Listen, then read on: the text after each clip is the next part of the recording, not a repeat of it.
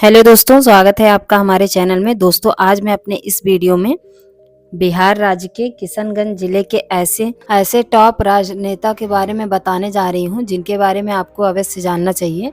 तो आइए जानते हैं। थोड़ा सा जानकारी देना चाहेंगे किशनगंज के बारे में। किशनगंज लोकसभा का इलाका बिहार का सीमावर्ती क्षेत्र है। यह मुस्लिम बहुल इलाका है।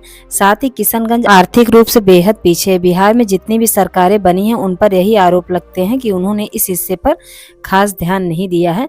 फिर भी आइए जानते हैं उन राजनेताओं के बारे में जिन्होंने बिहार राज्य के साथ साथ किशनगंज जिले का भी नाम रोशन किया है। नंबर 1, इजहारुल हुसैन। किशनगंज विधानसभा से कांग्रेस उम्मीदवार इजहारुल हुसैन पोठिया प्रखंड अंतर्गत दामलबाड़ी पंचायत के देहलबाड़ी गांव के वार्ड संख्या 6 के रहने वाले हैं। मौजूदा समय में इजहारुल हुसैन किशनगंज से सांसद और विधानसभा प्रतिनिधि हैं। इजहारुल हुसैन ने जियोलॉजी में मास्टर्स की डिग्री की है। पंचायत स्तरीय राजनीति में इनका परिवार दशकों से सक्रिय रहा है। नंबर 2, मोहम्मद जावेद।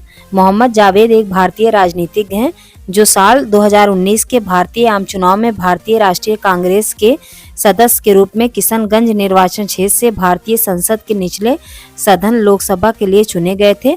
उन्होंने अपनी 10वीं कक्षा 1979 और इंटरमीडिएट 1981 नई दिल्ली के एयर फोर्स स्कूल से पूरी की है। उन्होंने 1989 में कश्मीर विश्वविद्यालय के सरकारी मेडिकल कॉलेज से MBBS किया। उसके बाद वे राजनीति में चले गए।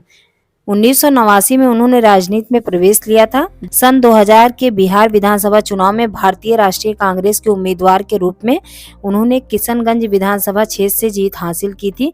इतना ही नहीं, साल 2005, 2010 और 2015 में किशनगंज विधानसभा क्षेत्र से बिहार विधानसभा के लिए 3 बार फिर से चुने गए थे। उन्होंने अपने विधायक पद से इस्तीफा दे दिया और साल 2019 के आम चुनाव में कांग्रेस पार्टी से संसद सदस्य के लिए चुनाव लड़े और वे बिहार राज्य में कांग्रेस के एकल सांसद बने थे। नंबर 3, मुजाहिद आलम। लोकसभा चुनाव 2024 के लिए नीतीश कुमार की पार्टी जनता दल यूनाइटेड ने अपनी 16 सीटों पर उम्मीदवार के नाम की घोषणा कर दी थी। इन 16 नामों में से एक नाम मुस्लिम नेता का भी था। नीतीश कुमार ने इस बार जिस मुस्लिम नेता को टिकट दिया था उनका नाम मुजाहिद आलम था। मुजाहिद आलम को किशनगंज सीट से मौका दिया गया था। पश्चिम बंगाल, नेपाल और बांग्लादेश के बॉर्डर से जुड़ी इस सीट पर मुस्लिम वोटर की ही हार जीत का फैसला करते हैं। इस इलाके को सीमांचल के नाम से भी जाना जाता है।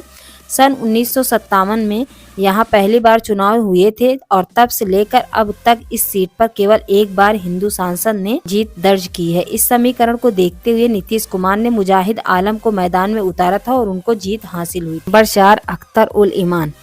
अख्तर उल ईमान हिंदी सिनेमा के एक प्रसिद्ध उर्दू कवि और पटकथा लेखक थे जिनका आधुनिक उर्दू पर बड़ा प्रभाव था। उन्होंने सन 1963 में धर्मपुत्र और 1996 में वक्त के लिए सर्वश्रेष्ठ संवाद के लिए फिल्म फेयर पुरस्कार जीता। अख्तरुल ईमान अपनी शायरी के उत्कृष्ट टीकाकार और आलोचक खुद थे। वो अपनी किताबों की भूमिका स्वयं लिखते थे।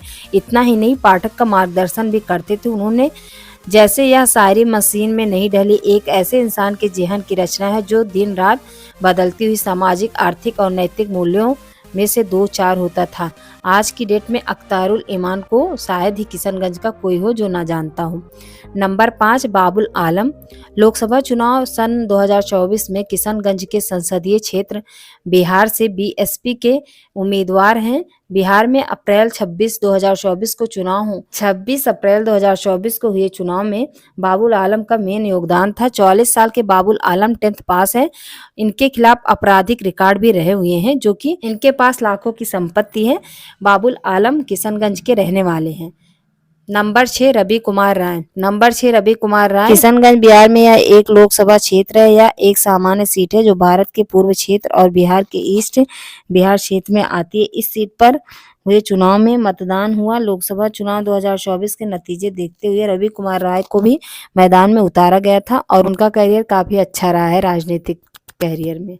दोस्तों, आपको वीडियो कैसा लगा आप हमें कमेंट में जरूर बताएं और वीडियो को लाइक, चैनल को सब्सक्राइब जरूर करें। हो गया।